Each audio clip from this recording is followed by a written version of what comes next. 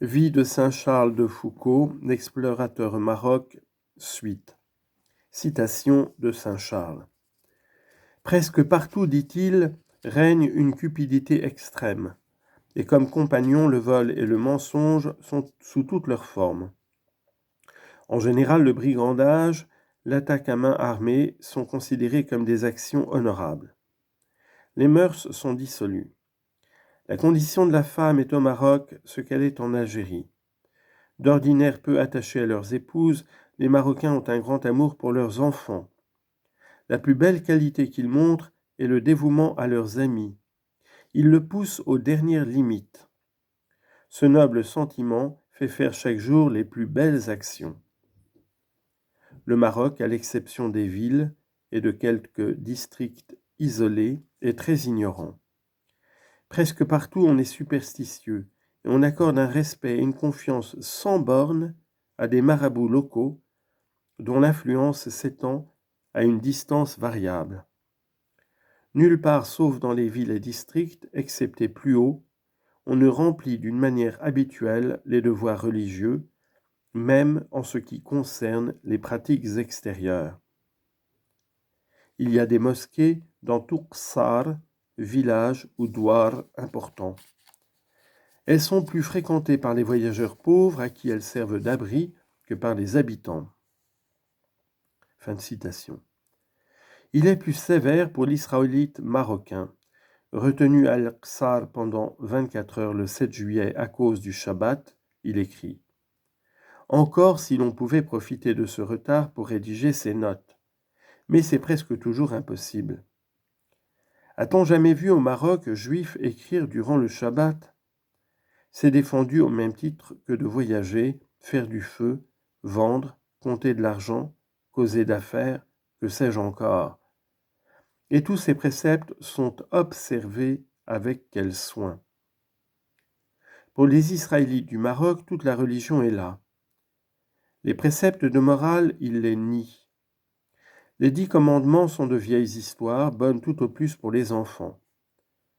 Mais quant aux 3 prières quotidiennes, quant aux oraisons à dire avant et après les repas, quant à l'observation du Shabbat et des fêtes, rien au monde, je crois, ne les y ferait manquer. Doués d'une foi très vive, ils remplissent scrupuleusement leurs devoirs envers Dieu et se dédommagent sur les créatures. Fin de citation.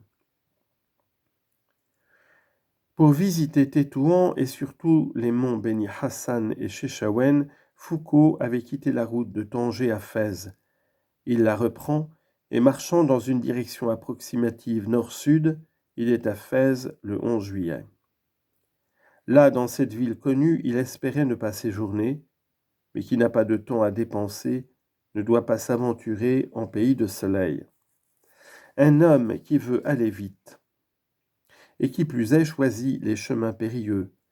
Un homme, un juif il est vrai, qui semble oublier les dates et ne pas se souvenir du grand jeûne musulman. Quelle impertinence! On la lui fait sentir. Il a écrit de Fès à la date du 14 août cette lettre adressée à son cousin, M. Georges Latouche. Citation. Tu me vois encore à Fès et dois trouver que je ne suis guère avancé dans mon voyage.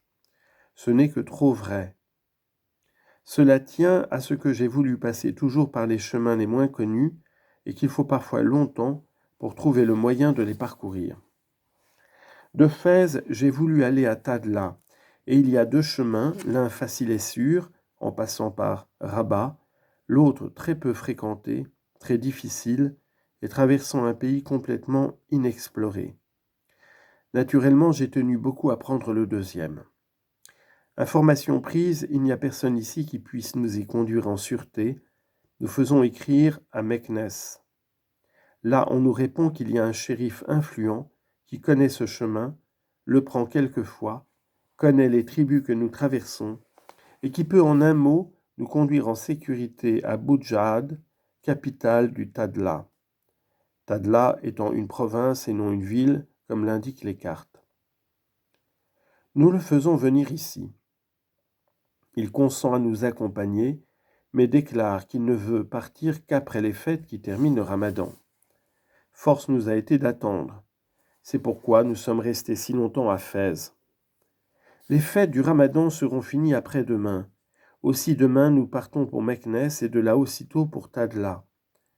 Pendant les 3 semaines que je savais devoir séjourner à Fès, afin de ne pas perdre mon temps, j'ai été de Fès à Taza, à 3 jours de distance. J'y étais par un chemin et suis revenu par un autre. La position de la ville était connue, mais les chemins qui y aboutissent n'avaient pas été relevés. Je l'ai fait aussi exactement que possible. J'y ai eu le spectacle inattendu d'une ville où tous les habitants, musulmans et juifs, ne rêvent que d'une chose, la prochaine arrivée des Français. Ces pauvres diables sont dans un pays où l'autorité du sultan est nulle, et ils sont d'une façon continue en proie aux violences et aux pillages de la puissante tribu kabyle des Riyata. Aussi ne cesse-t-il de prier Allah de leur envoyer les Français pour les débarrasser des Riyata.